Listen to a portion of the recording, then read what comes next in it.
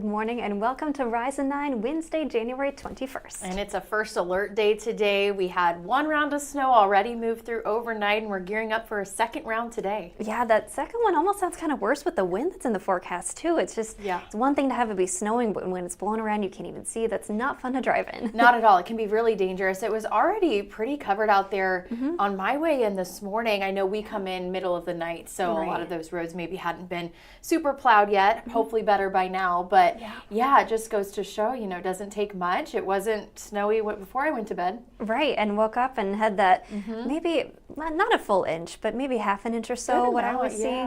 Enough that you can't see the roads, and had to shovel that out this morning. And saw 3 snowplows on my drive into work on the roads, and then more plows out clearing off those parking lots. Yeah, it wasn't snowing when we came in, but yeah. And we are seeing lots of schools, I don't know, maybe a dozen or so, if I had to estimate, delayed early this morning. Yeah, it can be pretty dangerous. I know we report all the time that the DOT says, 75% of crashes happen in 2 inches of snow or less, so it doesn't take a lot. Then you add that wind in there. Yeah. That snow can get blowing around even on those roads that are already plowed. Right, and they had around 300 plows or over 200 out, and that's just state plows. So of course, city crews and county crews have their own plows in addition to that. But roads were really completely covered around the Dubuque area, and that's even trickier. We were talking this morning because Dubuque is so hilly. It is tough to drive in the wintertime. Yeah, very tough. I know, and we're dealing with this on the way into the office today, and then people will be dealing with this on the commute home tonight. So something to watch throughout the day as that snow moves this direction. Right, I wonder if we'll have a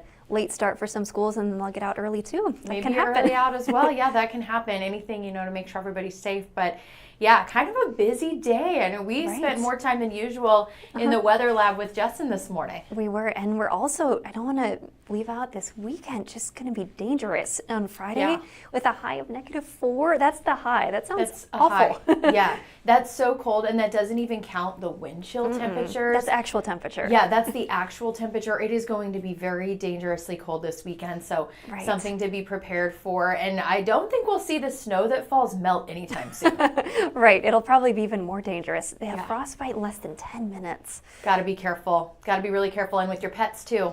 I took Walt for a walk yesterday. We walked for like 25 minutes. It didn't feel so bad compared to this weekend. It's amazing how that changes your perspective. But yeah, not going for a walk on Friday. Yeah, I saw a few people out yesterday. My dog still, she doesn't, she's a small dog. She's only 20 pounds, but she does not even want to walk outside. Not going. And I'm like, well, you have to, you've got to go out. Business sometimes. to attend to. Yes, you have things to do, but you can come right back in. Yeah, so I was just letting around. I'm like, go fast, you can come back. But yeah, it's just brutal out there. Right, we have a bunny in our house. I saw more rabbit tracks, so they've got a nice fur coat keeping them warm. I know, that is helpful. We'll be talking about, Easter right around the corner, but not quite spring yet. Oh, it's only January. Why is January a whole year long? I know, we were talking about that earlier this morning about how it feels like it's still January. Next Monday is the last Monday of January, but eventually, we're getting there. The year will fly by. Fly by too. This is just the stretch of winter where it's like you're through the holidays and everything calms down after you had all those busy holiday plans and hustle and bustle, and then we're just in the dead of winter now. And it is cozy if you can stay inside, but... Yeah, there's perks to it. It is cozy. Under the blankies. Yeah, there's lots of fun things that you can go do indoors here in Eastern Iowa. But yeah, we just kind of all got to get through it together. It will warm up. It always gets really hot in the summertime. Yeah, we have that to look forward to. Yeah, we get to experience every season. We're so lucky. Right, absolutely. Sometimes all in 1 week here in the Midwest. Exactly, yeah, sometimes in 1 day. But we're covering a lot of stories this morning, including one, and this is one that we've talked about between you and I, Kristin, in the newsroom. Question, and our news director, Adam Karras, addressed this. I learned some things from this, too. I did, too, yes. He's been doing these fact checks on the Cedar Rapids School District and their budget, and many questions that people have floated out there. One of the questions that we've heard repeatedly, and like you said, we've talked about it, too, is the district had bought this piece of land last year. I believe it was $7.5 million.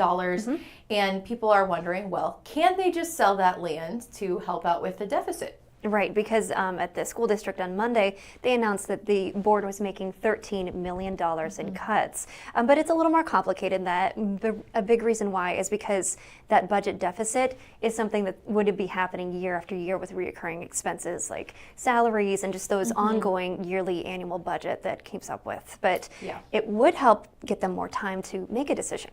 Yeah, and this is interesting because it does have to go towards PEPL, but and PEPL money is used for repairs, buildings, equipment purchases, not typically for salaries or educational program or yearly costs. Expenses. Yes. Yeah. However, the same state law does note that the school board can take action to deposit those proceeds into another account, like the general fund. Right. So they could use that, but then you would still have that deficit. Yeah, so it's why they're still working to make those cuts. Exactly, which makes sense. So we're talking about the 50 acres along Highway 100 and Ushers Ferry Road Northeast. Now, if you remember, the district had bought this land planning to build a new middle school that would have replaced Harding Middle School, but the bond didn't pass. And so they have this land and are not able to build on it currently. Right. And there's also 35 acres of farmland west of Morgan Creek. The district bought that in 2011. That was anticipating adding a school if Highway 100's extension project prompted growth in that area. Yeah, and so again, the district does need to consider long-term cuts because the deficit is something they'll see every year. Right. And that's why, this might help in the short term if they were to do that. However, not the year-over-year deficit that they're looking at. Yeah, and this is just one of many fact checks that we've been covering. It seems like it's been about one a day the past week or so.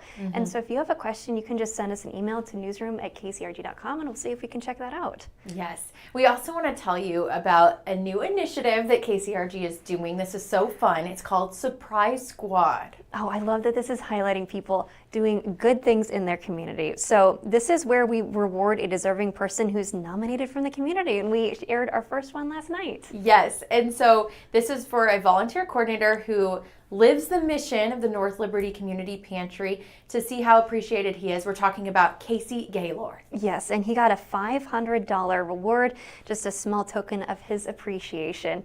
And he had an amazing quote here. I'll read it. He said, "It's really a joy for me to get to know these amazing people going through a rough time and kind of the worst time of their life.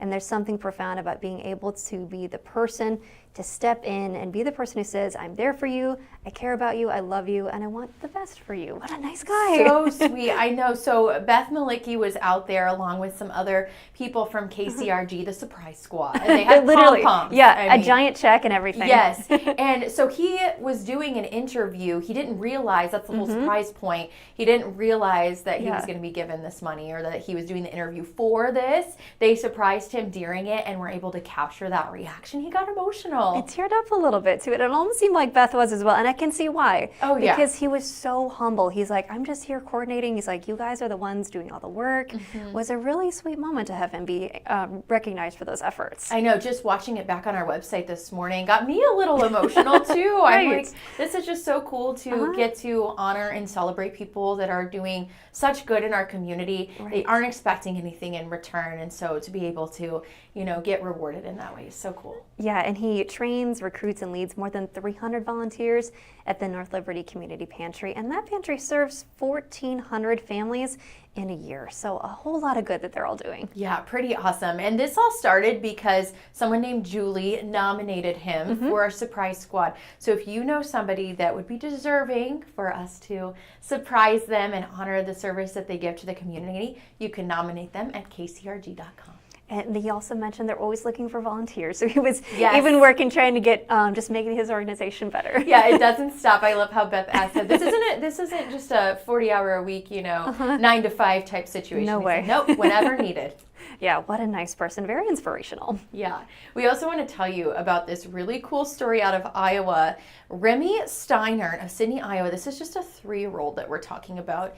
He got to play at the Grand Ole Opry in Nashville. What an amazing stage with so much history. So he, the youngest person to ever do that, he was born with a heart defect and had open heart surgery at I'm not sure how old he was when he had that, but he's only 3 years old. That had to have been very young. Very young, yeah. And it was awesome. His parents said that while that was happening, they would play Elvis music, which is how he started this passion for drumming. So I love, seeing a hard situation turn into something like this. Tough to get through. But yeah, he won a contest and was selected to perform for King and Country last month. Yes, and I've been to the Grand Ole Opry in Nashville. It is so just, you can feel when you're there, all the history, all the legends. Artists. Yeah. Yes, the legends that go through there. I didn't actually go in and watch any performers. I want to do that someday, but I went into the gift shop and I bought a Christmas ornament. I was like, I can't not have a Grand Ole Opry Christmas ornament, but pretty special just to get to be there. I can't even imagine